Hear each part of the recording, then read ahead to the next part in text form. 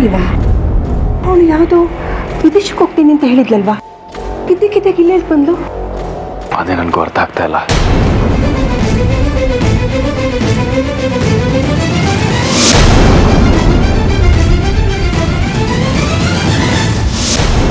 ಗರುಡ ಭಸ್ಮದ ರೇಖೆ ತನ್ನ ಶಕ್ತಿನ ಕಳ್ಕೊಳ್ಳೋದಿಕ್ಕೆ ನಾನು ಹೇಗೆ ಕಾರಣ?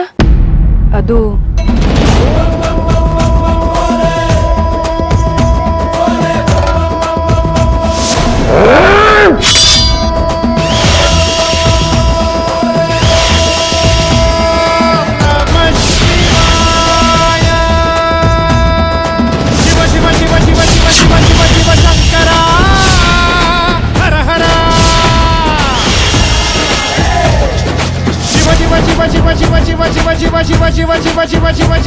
ಶಿವ ಶಂಕರ ಹರ ಹರ.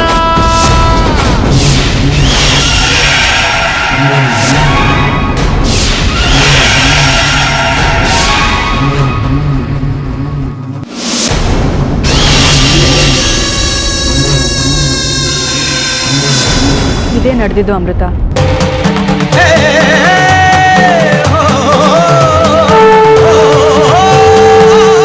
ಈಗ ಆ ಭಸ್ಮದ ಗೆರೆಗೆ ಯಾವ ಶಕ್ತಿನೂ ಇಲ್ಲ. ನೀನು ಸುಲಭವಾಗಿ ಅದನ್ನು ದಾಟ್ಬೋದು.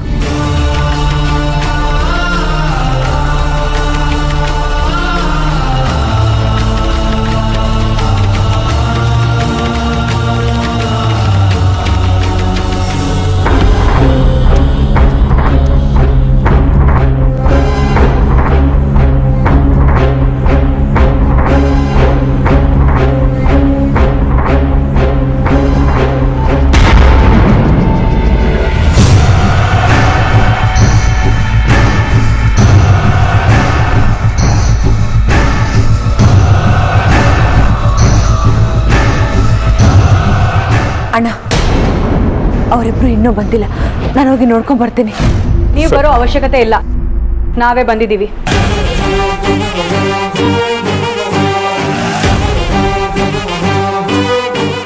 ಏನು ಇಲ್ಲಿಂದ ಹೇಗೆ ತಪ್ಪಿಸ್ಕೊಳ್ಳೋದು ಅಂತ ಮಾತಾಡ್ಕೊಂಡು ಬಂದ್ರ? ನೀವು ಮತ್ತೆ ಅದನ್ನೇ ಹೇಳ್ತಿದ್ದೀರಲ್ಲ. ನಿನ್ನ ಮಾತಿಗೆ ಬೆಲೆ ಕೊಟ್ಟು ಇವ್ರನ್ನ ಗರುಡ ಭಸ್ಮದ ರೇಖೆನ ದಾಟೋಕೆ ಒಪ್ಪಿಗೆ ಕೊಟ್ಟಿದ್ದೀನಿ. ಇವರು ದಾಟ್ಲಿಲ್ಲ ಅಂದ್ರೆ ಶತ್ರುಘ್ನ, ಈಗ ಅದೆಲ್ಲ ಬೇಡ. ಒಂದು ವೇಳೆ ಅವರು ಆ ಭಸ್ಮದ ಗೆರೆಯನ್ನು ದಾಟೋದಕ್ಕಾಗಲಿಲ್ಲ ಅಂತಾದರೆ ನೀನು ಕೊಡೋ ಶಿಕ್ಷೆಯನ್ನು ಸಂತೋಷವಾಗಿ ಅನುಭವಿಸೋದಕ್ಕೆ ಅವರು ಸಿದ್ಧವಾಗಿದ್ದಾರೆ.